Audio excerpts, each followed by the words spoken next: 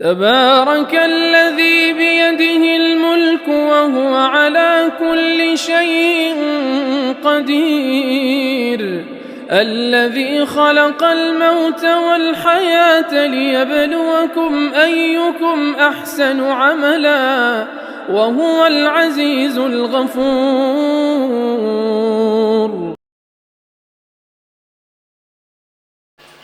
چند منٹ کی اس مختصر مدت میں آپ کے سامنے حضرت علامہ کاشمیری انور شاہ کاشمیری رحمۃ اللہ علیہ کی شخصیت کے چند گوشوں پر گفتگو کرنا چاہتا ہوں، جن میں ان کا منہج شامل ہے، ان کی علمی اور فقہی بصیرت شامل ہے، ان کے عربی ادب اور عربی اشعار کی مہارت شامل ہے، خانقاہ رحمانی میں ان کی تشریف آوری اور حضرت مولانا ابوالمحاسن سجاد صاحب رحمۃ اللہ علیہ پر ان کی فکر بھی شامل ہے۔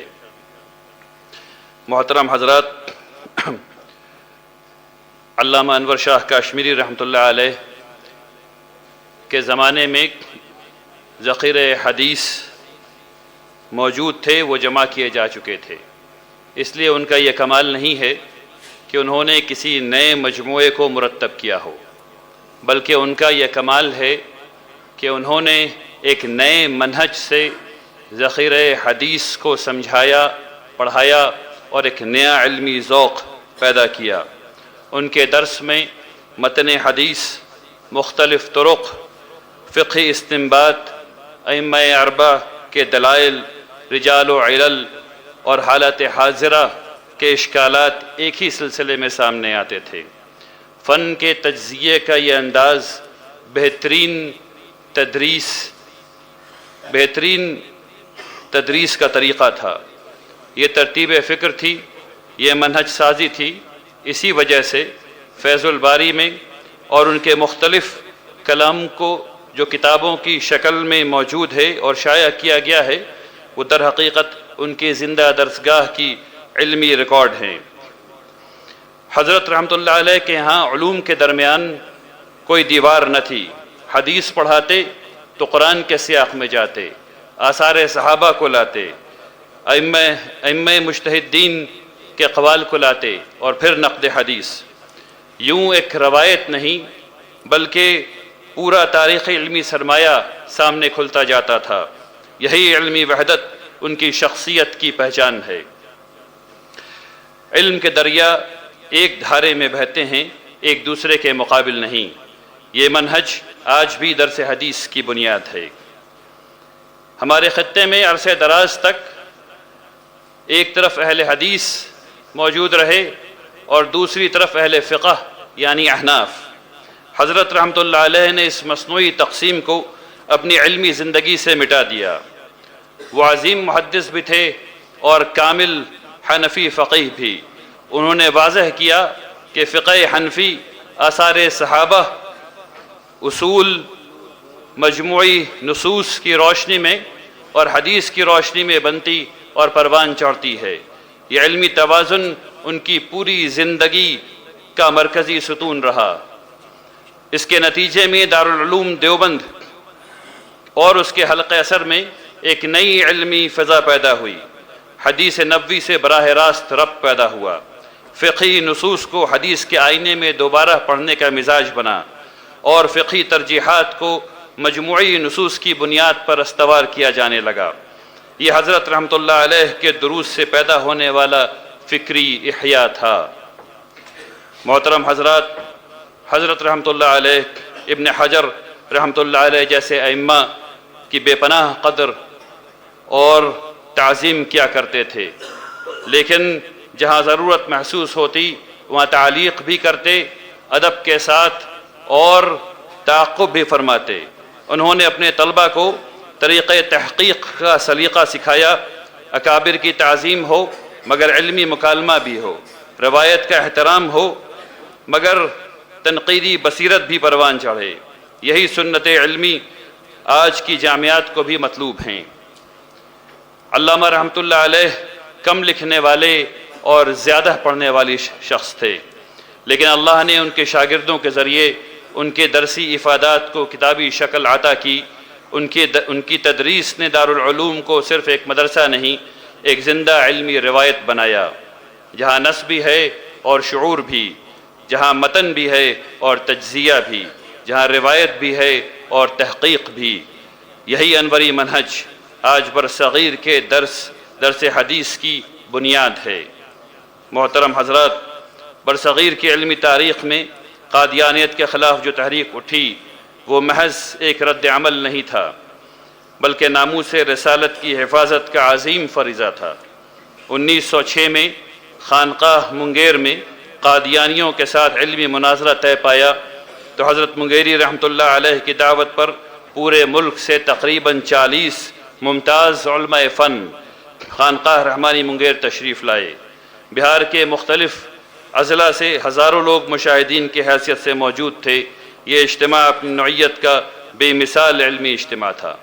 روایت میں ملتا ہے کہ قادیانی نمائندے نے بحث کے لیے شرط رکھی، اور وہ شرط یہ تھی کہ بحث عربی میں ہوگی۔